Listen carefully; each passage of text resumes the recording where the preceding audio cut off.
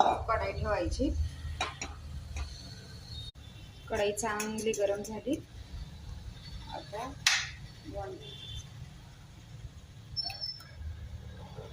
एक आणि अर्धी पळी तेल, 1 टेबलस्पून जिरं चांगलं तडतडलं की नाही 1 गड्डी लसूण बारीक चिरून टाकायचं। लालसर भाजून घ्यायचा। भेंडीच्या भाजीत ना लसूण जास्त टाकलं की नाही भेंडीची भाजी एकदम अप्रतिम होती। 1/2 टीस्पून हळद। भेंडी अर्धा किलो भेंडी आहे, चांगली धुवून बारीक चिरून घेतली आहे। ते बारीक चिरायची नाही, थोडीशी मोठी घ्यायची, चवीला छान लागते।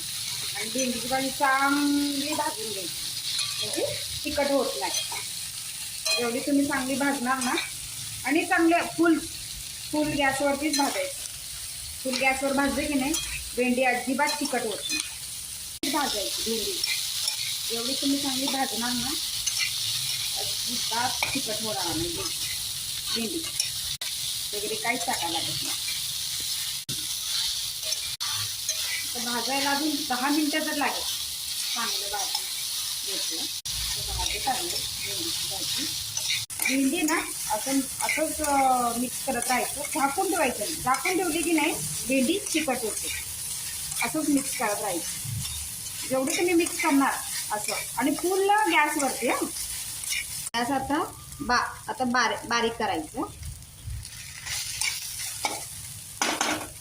भेंडीची भाजी चांगली भाजून झाली। आपला घरगुती मसाला आहे ना चटणी, ते 1 आणि अर्धा टीस्पून टाकायचं। चांगलं मिक्स करून घ्यायचं। मी हातानेच करते हा, मला चमच्याचा काही अंदाज येत नाही।